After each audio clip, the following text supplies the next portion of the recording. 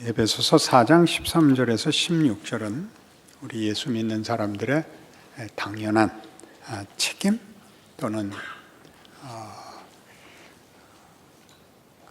안내 내용의 요약이 될 것입니다. 여기는 사랑, 성숙, 또 헌신 같은 기독교 신앙인들의 나아갈 방향과 채워야 할 내용들에 대하여 크게 잘 소개되고 있습니다. 그러나 이런 설명들은 종종 우리에게 좀 너무 막막합니다. 우리가 알고 있는 기독교 신앙의 중요한 이해들은 이런 단어들로 구성되어 있습니다. 구원, 믿음, 헌신, 천국 이런 단어들로 되어 있습니다. 그런데 실생활은 이런 단어들로는 다 설명이 되지 않는 내용들이 많은데 우리가 성경 안에서 가졌던 혹은 요구받고 증거됐던 내용들이 어떤 실제적인 것들로 짜여 있는가, 채워져 있는가를 알지 못한다면 이런 단어들은 종종 약간 우리에게 공허하게 들리고 실제 생활에서도 분명한 역할을 하지 못합니다. 빌립보서 1장에 오시면 사도 바울은 옥중에서 빌립보 교회에 이런 편지를 보냅니다. 20절, 1장 20절 나의 간절한 기대와 소망을 따라 아무 일에든지 부끄러워하지 아니하고 지금도 전과 같이 온전히 담대하여 살든지 죽든지 내 몸에서 그리스도가 존귀하게 되게 하려 하나니 이는 내게 사는 것이 그리스도니 죽는 것도 유익함이라 이렇게 말합니다. 여러분, 생명과 사망은 엄청난 차이입니다. 바울에게 있어서는 생명이나 사망이나 동일한 조건이라고 합니다. 놀라운 일이죠. 그가 이런 말을 할 수 있는 것은 살아야 일이 되고 죽으면 안 되는 일이 아닌 사나 죽으나 주의 것인 주께서 사는 일에도 담을 수 있고 죽는 일에도 담을 수 있는 그 하나님, 그 예수님, 그 창조, 그 구원은 사망과 생명으로 절대 차이가 나지 않는다. 근데 본인은 22절에 보시듯이 그러나 만일 육신으로 사는 이것이 내일의 열매일진데 무엇을 택해야 하는지 나는 알지 못하노라.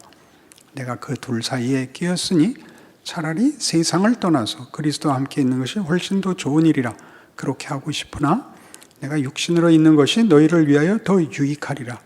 내가 살 것과 너희 믿음의 진보와 기쁨을 위하여 너희 무리와 함께 거할 것을 확실히 아노니 내가 다시 너희와 같이 있으므로 그리스도 예수 안에서 너희 자랑이 나로 말미암아 풍성하게 하려 함이니라 이렇게 말합니다. 살면 죽는 것보다 무슨 도움이 되는 겁니까? 고생하는 일을 더 보여줄 수 있다 그럽니다. 죽음을 면하는 것이 아니고 고통을 면하는 것이 아니라 고생을 더 해서 너희에게 유익이 되기 위해서 나 더 살 마음이 있다. 그렇게 얘기하는 거죠. 이게 우리를 당황시킵니다. 로마서 8장에 오시면 이런 성경이 즐겨 사용하는 구원에 관한 신앙에 관한 설명이었는데 놓친 것 같습니다. 로마서 8장 15절 너희는 다시 무서워하는 종의 영을 받지 아니하고 양자의 영을 받았으므로 우리가 아빠 아버지라고 부르짖느니라. 성령이 친히 우리의 영과 더불어 우리가 하나님의 자녀인 것을 증언하시나니 자녀이면 또한 상속자 곧 하나님의 상속자요 그리스도와 함께한 상속자니 우리가 그와 함께 영광을 받기 위하여 고난도 함께 받아야 할 것이니라. 우리는 하나님의 자녀랍니다. 그리고 상속자랍니다. 굉장한 지위와 운명을 가지고 있는데 그 영광은 고난도 동시에 가져야 한답니다. 그러니까 구원이 하나님의 자녀라는 신분, 영광이라는 운명, 그리고 고난이라는 현실을 가진다고 얘기합니다. 우린 기독교 신앙이 고난을 그 내용으로 가진다는 데 대해서는 다 외면하고 헌신, 충성, 열심, 보상, 승리 이리만 단어들을 엮었습니다. 이 21절에 의하면 그 바라는 것은 피조물도 썩어짐의 종로로 단 데서 해방되어 하나님의 자녀들의 영광의 자유에 이르는 것이랍니다. 영광도 자유에서 꽃이 핀답니다. 환난, 자유라는 건 우리가 생각하는 것과 성경이 설명하는 것은 틀림없이 다를 것입니다. 왜냐하면 우리의 자유는 거의 방임이니까 우리 마음대로 하는 것이 자유이지요. 그러나 성경은 영광의 자유라 그럽니다. 그 자유가 제멋대로 하는 것이 아니라 어떤 가장 극대화된 가장 풍성하고 놀라운 영광과 묶여 있으니까요. 그런 차원에서 빌립보서 1장은 살고 죽는 문제를 넘어서는 이 하나님의 영광이 고난 속에서 사는 것과 죽는 것을 조건으로 삼지 않는, 그것을 극복하는, 고난이 만들어내는, 고난 속에서도 완성되는 것이라고 합니다. 그것을 다시 빌립보서 3장으로 가시면 10절, 내가 그리스도와 그 부활의 권능과 그 고난의 참여함을 알고자 하여 그의 죽으심을 본받아 어떻게 해서든지 죽은 자 가운데서 부활이 이르려 하노니 내가 이미 얻었다 함도 아니요 오직 온전히 이루었다 함도 아니라 오직 내가 그리스도 예수께 잡힌 바 된 것을 잡으려고 달려가노라 입니다. 죽으심을 본받아 부활과 영광으로 가기 위해서, 부활의 권능으로 가기 위해서 기꺼이 죽은 자 가운데서를 선택합니다. 그러니 고난은 어쩔 수 없이 주어진 것이기보다 고난의 길을 선택해야 되는 것으로도 소개됩니다. 이제 다시 사랑, 순종, 헌신, 승리, 완성, 천국 이렇게 이해됐던 천국, 기독교인의 신자된 현실, 신앙의 과정을 다시 고난, 영광, 선택으로서의 완성이라고 다시 이 단어들로 붙여야 됩니다. 그러니 우리가 좋은 단어로만 연결해서 썼던 내용들은 이 고난, 선택, 책임, 과정이라는 것을 포함한 얘기죠. 그 현실이, 우리 모두의 현실이, 신앙생활이 형통하고 맡겨버리고 마는 것이 아니라 치열하고 고민하고 갈등하고 실패하는 것이라는 것 누구나 다 겪는 거 아닙니까? 여기가 하는 얘기가 이걸 포함하지 않고 나온 주술이 되게 할 수는 없죠. 부족이 될 수는 없죠. 내가 걸어야 할 길인데 문제는 우리 보고 그것을 영광의 자유로 선택을 하라 그런다는 사실이죠. 마지못한 고난이 아니라, 그러니까 순교 정도가 아니라 닥쳐온 위협과 도전에 대하여 기꺼이 맞서라 정도가 아니라 선택을 하라는 거죠. 영광의 자유라는 것입니다. 그러니 이 문제를 이해하려면 우리가 로마서 6장으로 이번엔 돌아가셔서 은혜에 대한 설명에서 나오는 부분을 알고 있어야 됩니다. 로마서 6장은 이 얘기입니다. 이 모든 구원이 은혜로 공짜로 된 것이라면 뭐 때문에 치열하게 신앙생활을 해야 되는가? 라는 질문에 대한 답입니다. 3절. 무릇 그리스도 예수와 합하여 세례를 받은 우리는 그의 죽으심과 합하여 세례를 받은 줄을 알지 못하느냐? 그러므로 우리가 그의 죽으심과 합하여 세례를 받음으로 그와 함께 장사되었나니 이는 아버지의 영광으로 말미암아 그리스도를 죽은 자 가운데서 살리심과 같이 우리로 또한 새 생명 가운데서 행하게 하려 함이라. 구원은 뭐냐? 천국 가는 것,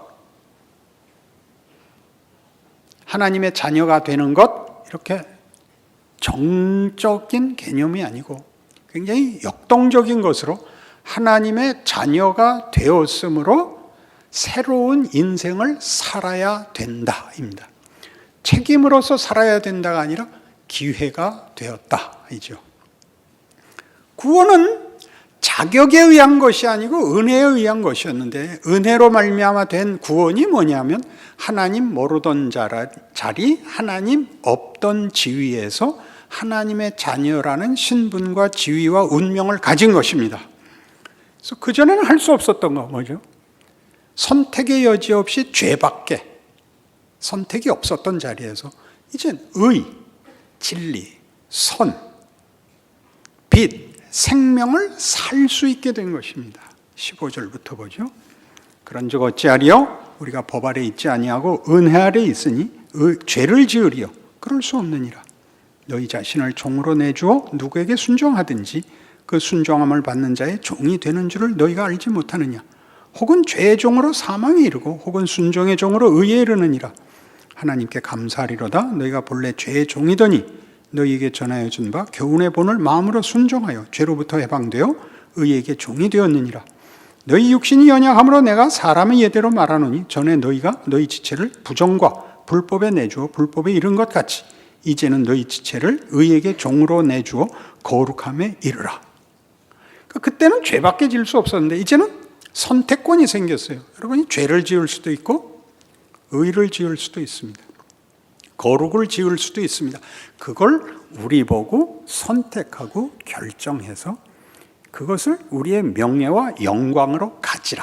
이게 구원입니다. 이 두 번째 부분이 우리에게 언제나 수동태적이고 숙명론으로만 다가오는 바람에 하나님이 그리로 인도하시는 분이고 그것을 완성하시려고 열심히 일하신다는 건 물론 늘 확인해야 되지만 결국 만드시려고 하는 건 우리의 자유의 선택입니다. 그것이 구원을 만드는 것이 아니라 구원을 복되게 하는 것입니다. 구원을 풍성하게 하며 충만케 하며 영광되게 하는 것입니다.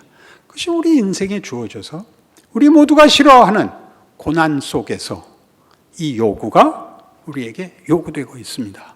그것이 여러분에게 고통이고 괴로움이고 싫은 것이 되지 마시고 기회라는 사실을 꼭 기억하셔야 됩니다. 마이클 샌델이라는 하버드 대학 교수가 몇 년 전에 정의란 무엇인가라는 책을 쓰면서 인류가 어느 시대, 어느 사회나 정의를 추구하지만 정의를 실현한 적은 없다. 왜냐하면 법으로는 정의가 실현되지 않는다는 사실입니다. 법은 강제력입니다. 강제력이라는 것은 사회의 최소한의 질서를 유지하기 위하여 쓰는 공포죠. 강제력입니다. 근데 정의란 고급한 가치이기 때문에 강제력에 의해서는 고급한 것을 만들 수가 없습니다. 자발성이 있어야 됩니다. 최소한의 정의를 만들려면 그래서 도덕이 있어야 됩니다. 도덕만이 법을 넘어서는, 법이 할 수 없는 자발적, 적극적 가치를 만들 수 있습니다. 그러나 도덕보다 더 큰 게 있죠. 그게 성경이 말하는 사랑입니다. 사랑은 도덕을 상회하는 가장 적극적인 선이고 가치고 아름다움이고 영광입니다. 그 사랑을 하려는 겁니다. 그렇게 하려면 뭐가 필요하죠? 자유가 있어야 됩니다. 자발성이 있어야 되니까. 각 개인의 선택, 결정, 책임이 있어야 됩니다. 하나님이 우리를 그렇게 만드셨습니다. 책임을 지게, 선택을 할 수 있게, 본인이 자기의 생애와 자신을 결정하게 만드셨습니다. 그건 일종의 모험이었을 수도 있습니다. 인류는 하나님을 거부했으니까요. 그 자유를 가지고. 그걸 죄라 그러죠. 하나님을 거부하는 바람에 그 모든 가치와 기회가 무산되어 버렸습니다. 하나님만이 주실 수 있는 의, 진리, 생명, 영광, 명예 같은 것들이 부정됐죠. 쓸모없게 됐죠. 생명으로부터 끊겼으니까요. 예수 그리스도 안에서 회복하여 다시 우리에게 기회를 주십니다. 살아내라고, 자기 것이 되게 하라고. 이 일의 성경적인 모범이 누구냐? 구약에서는 욥입니다. 잘 아시듯이 욥은 의인이고 우리가 아는 율법적 차원에서 또는 윤리의 차원에서 신앙의 차원에서 잘못한 것이 없으나 고난을 받습니다. 새 친구가 찾아오고 그의 고난은 뭔가 잘못한 것이 있어서 받는 벌이라고 꾸짖습니다. 욥은 할 말이 없게 됩니다. 나는 잘못하지 않았다. 내가 벌을 받는다면 말이 되지 않는다. 친구들은 뭐라고까지 놀리죠? 네가 말을 그따위로 하는 것만 봐도 너 잘못했다. 우리 갖다 거는 것 중에 제일 무서운 율법적 공포가 뭐냐 하면 너 교만해. 이 말에는 아무도 답을 못합니다. 살아있는 게 교만이죠. 그래서 우리는 아무도 신앙생활을 적극적으로 할 수가 없었습니다. 뭘 해야 되는 건지. 38장에 이르러서야 하나님이 등장합니다. 욥의 질문에 하나님이 답하십니다. 답은 이겁니다. 창조 세계를 다시 보여주는 것입니다. 창조된 것 중에 잘못된 것이 있느냐? 그 창조 세계를 보라. 거기에 네가 아는 논리 이하의 것이 있느냐? 그걸 상회하는 것이 있지. 무엇이 있어요? 생명. 모든 창조물에 생명과 영광이 있죠.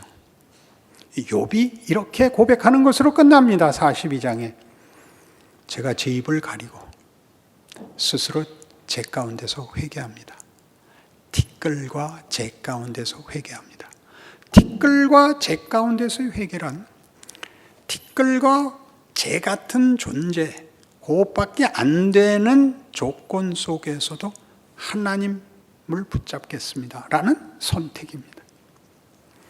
티끌과 쟤밖에 남지 않은 조건 속에서 존재라도 환경이라도입니다. 두 개 다 붙이면 그 다음에 우리 남는 거 없습니다. 내가 못난 것으로도 거기서 할 수 있는 것, 하나님을 창조주로, 하나님을 주인으로, 하나님을 내가 순종하고 붙잡겠습니다. 아무것도 없는 자리에서도 동일하게 두 가지 의미를 가지고 욥이 이 고백을 하죠. 티끌과 재 가운데서 회개합니다. 하박국이 또 그럽니다. 유다가 멸망할 즈음에 혼탁해진 사회를 내다보며 하나님 앞에 이런 하소연을 합니다. 하나님의 백성들이 율법을 따르지 않고 의를 행하지 않고 악행을 행하면서 의로운 자들을 저렇게 못 살게 굽니다. 하나님 왜 가만히 있으십니까? 하나님이 나타나셔서 이렇게 답하십니다. 이건 시작에 불과하다. 내가 이 나라를 바벨론에 넘겨주겠다. 전부 다 열방이 바벨론의 폭력 앞에 굴복할 것이다. 하박국이 괜히 물어봤다가 혹 때려다 혹 붙였잖아요. 하나님 그럴 수 없습니다. 어찌 악한 자들 때문에 의로운 자들을 동일한 고통 속에 몰아넣으시겠다 그럽니까? 그래서 하나님이 이렇게 대답하셨습니다. 의인은 믿음으로 산다. 형통한 조건 속에서 살지도 않고 보상으로 살지도 않고 능력으로 인하여 모든 문제를 해결하는 것으로 살지 않는다. 감수해야 된다. 하박국이 뭐라고 답하죠? 맞습니다. 냉장고에 라면이 없을지라도 그 유명한 구절이 나오는 겁니다. 나는 하나님 편에 서겠습니다. 하나님 맞습니다. 저희가 바칠 수 있는 것, 하나님이 원하시는 것은 아무것도 없습니다. 우리가 기꺼이 우리를 하나님께 바치는 것, 하나님이 당신을 우리에게 주신 것 같이 우리가 우리를 하나님께 바치는 것을 하나님이 요구하십니다. 이렇게 답이 나옵니다. 이 말이 여러분 그렇게 만만하게 들리지 않을 것입니다. 마태복음 13장으로 가보십시다. 마태복음 13장 3절. 예수께서 비유로 여러 가지를 그들에게 말씀하여 이르시되 씨를 뿌리는 자가 뿌리러 나가서 뿌릴새 더러는 길가에 떨어지며 새들이 와서 먹어버렸고 더러는 흙이 얕은 돌밭에 떨어지며 흙이 깊지 아니하므로 곧 싹이 나오나 해가 돋은 후에 타서 뿌리가 없으므로 말랐고 더러는 가시떨기 위에 떨어지며 가시가 자라서 기운을 막았고 더러는 좋은 땅에 떨어지며 어떤 것은 100배, 어떤 것은 60배, 어떤 것은 30배 결실을 하였느니라. 귀 있는 자는 들으라 하시니라. 제자들이 예수께 나와 이르되 어찌하여 그들에게 비유로 말씀하시나이까. 대답하여 이르시되 천국의 비밀을 아는 것이 너희에게는 허락되었으나 그들에게는 아니 되었나니 무릇 있는 자는 받아 넉넉하게 되되 없는 자는 그 있는 것도 빼앗기리라. 그러므로 내가 그들에게 비유로 말하는 것은 그들이 보아도 보지 못하며 들어도 듣지 못하며 깨닫지 못함이니라. 이사야의 예언이 그들에게 이루어졌으니 일렀으되 너희가 듣기는 들어도 깨닫지 못할 것이요 보기는 보아도 알지 못하리라. 이 백성들의 마음이 완악하여져서 그 귀는 듣기에 둔하고 눈은 감았으니 이는 눈으로 보고 귀로 듣고 마음으로 깨달아 돌이켜 내게 고침을 받을까 두려워함이라 하였느니라. 그러나 너희 눈은 봄으로 너희 귀는 들음으로 복이 있도다. 내가 진실로 너희에게 이르노니 많은 선지자와 의인이 너희가 보는 것을 보고자 해도 보지 못하였고 너희가 듣는 것들을 듣고자 해도 듣지 못하였느니라. 굉장히 어려운 비유입니다. 씨 뿌리는 비유는 우리가 이해할 수 있습니다. 그러나 이것은 아무도 모르는 일이고 이사야가 그렇게 보냄을 받은 것 같이 나도 그렇게 왔다. 그래서 너희에게는 이것이 모를 수 있는 일이 아니다. 이렇게 답을 하십니다. 어떻게 이런 역설적인 앞뒤가 모순되는 말씀이 있을 수 있을까요? 씨 뿌리는 비유의 내용이 그렇습니다. 밭에 씨가 뿌려집니다. 결실은 밭의 조건에 따라서 달라졌습니다. 길가에 있는 건 새가 먹어버렸고 돌짝밭은 뿌리를 내리지 못하고 가시떨기는 기운이 막혔고 옥토에 떨어진 것은 풍성한 열매를 맺었습니다. 예수께서 오십니다. 들어도 모르고 봐도 모를 사람들을 위하여 예수가 오십니다. 뿌려도 소용없는 길가고 돌짝밭이고 가시떨기에 씨가 뿌려집니다. 예수가 오십니다. 듣고 보고 깨닫고의 문제가 아니라 오십니다. 창조가 그랬듯이 구원이 오셔서 이루어집니다. 뭘 이루시려는 거죠? 30배, 60배, 100배의 열매를 맺는 밭을 만들려고 합니다. 30배, 60배, 100배가 문제가 아니라 열매를 맺는 나무, 열매를 맺는 밭을 만들려고 합니다. 앞에는 어떻게 됐죠? 돌짝밭과 가시떨기가 길가라서 기운을 막았습니다. 우리는 그 과정을 겪습니다. 그러나 결국 씨가 그 밭에 풍성히 열릴 것입니다. 밭이 노력해야 할 것입니다. 씨는 뿌려졌습니다. 구원을 받는 문제가 아니라 구원을 받았기 때문에 이 문제가 생기는 겁니다. 여러분의 돌짝밭을 여러분이 가셔야 됩니다. 가시떨기를 뽑고 여러분이 노력하셔서 여러분이 이 씨를 결실해야 됩니다. 그럼 뭐가 되느냐? 꽃밭은 꽃이 핀 밭이 아니라 땅이 씨가 아니고 밭이 꽃씨의 열매로 인하여 이름을 꽃이라고 가지게 되는 것입니다. 밭이 아니고 꽃밭인 것입니다. 밭과 씨가 분리되지 않고 그 씨가 꽃이 피는 것이 이 밭에 피어남으로 인해서 뿌린 씨의 영광과 밭의 정체성이 영광이 되는 일을 이루는 하나님의 구원의 진정한 풍성한 핵심 내용인 것입니다. 그러니 여러분에게 일어나는 모든 일들이 이 일을 하고 있는 겁니다. 우리는 밭입니다. 우리는 돌짝밭일 수도 있고 가시떨기일 수도 있고 길가에 불과할 수도 있습니다. 그러나 예수가 오십니다. 우리와 일하십니다. 우리로 반응하게 하십니다. 결정하게 하십니다. 어떻게 되세요? 예수와 함께 다시 살아났기 때문에 우리 안에 성령이 역사하시고 깨어난 영이 우리를 격려합니다. 그렇지 않습니까? 여러분들은 물론 돌 때문에 뿌리를 못 내리기도 하고 가시떨기 때문에 막히는 일도 있겠지만 성경이 하고 싶은 것은 이 씨가 결국 열매를 맺었다, 꽃이 피었다가 아니라 밭을 꽃으로 만들기 위해서 오신 것입니다. 여기가 핵심되는 부분입니다. 여러분에게 일어나는 모든 일은 여러분을 하나님이 찾아오사 우리라는 존재를 하나님을 기뻐하며 그를 영광으로 하는 영광으로의 반응과 책임으로 만든 씨가 그 열매를 맺고 꽃이 핀 것으로 여러분을 내용화하는 그릇을 담긴 내용으로 불리는 것 같이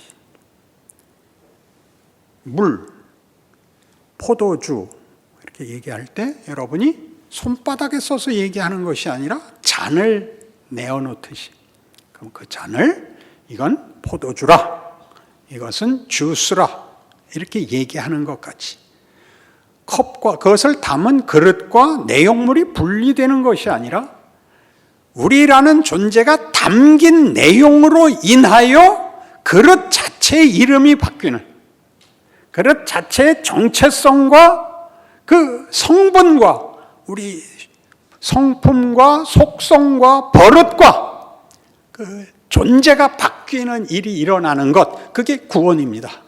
구원이 요구하는 일입니다. 그것이 우리 생애 반복적으로 하루도 쉼 없이 하나님의 은혜로 도전해 옵니다. 우린 주로 실패하니까 그건 아무것도 아닌 줄 알고 있습니다. 그 실패가 일합니다. 예수님은 부활하셨음에도 손에 못자국이 있습니다. 옆구리에 창자국이 있습니다. 그것은 결코 불명예가 아니며 완벽하게 만회해야 되는 일이 아닙니다. 그것이 예수의, 부활하신 예수의 자랑입니다. 그러니까 여러분 생애에 일어나는 어떤 일도 한 번의 실패, 한 번의 못난 것이 끝장이 아니라는 걸 명심하셔야 됩니다. 어디까지 가야 된다고요? 꽃밭이 될 때까지 하나님 포기하지 않을 것입니다. 김춘수 시인의 유명한 시가 있습니다. 내가 네 이름을 부르자 너는 나에게 꽃이 되었다. 하나님이 뭘 하고 계시는지 아셔야 됩니다. 이걸 모르면 우리는 밤낮 오늘은 잘했고 어제는 못했다, 이게 불과한, 그래서 언제나 회개하고 지우고 다시 하고 지우고만 있지, 그 모든 것으로 만들어져가는 하나님이 얼마나 많은 기회와 과정을 주셔서 그 모든 과정이 헛되지 않은, 그 실패마저도 손해보지 않는, 그리고 그 돌짝밭이었고 가시떨기였던 위협들로는 막을 수 없는 걸 만들어내는가를 기대하셔야 되는 겁니다. 즐기셔야 됩니다. 시도하셔야 됩니다. 여러분의 신자된 인생을 막을 수 있는 것은 아무것도 없습니다. 자기 인생을 사셔서 다른 사람에게서 간증 듣지 마시고 여러분이 꽃이 되십시오. 제가 이름을 부를 때 꽃이 되어 주십시오. 기도하십시다. 하나님 아버지, 하나님은 우리에게 얼마나 많은 것을 요구하시는지요, 얼마나 많은 것을 약속하셨는지요. 우리의 인생의 눈물과 한숨과 우리가 밤낮 부르짖는 비명들이 무엇을 말하는지요. 결국 우리가 그 돌을 뚫고 가시떨기를 헤치고 자라나 하나님의 영광 앞에 설 것입니다. 그러한 하루를 살아가는 줄 아는 믿음의 기회와 영광의 과정을 마음에 깊이 간직하여 지지 말게 하옵소서. 하루만큼씩 크게 하옵소서. 예수님 이름으로 기도합니다. 아멘.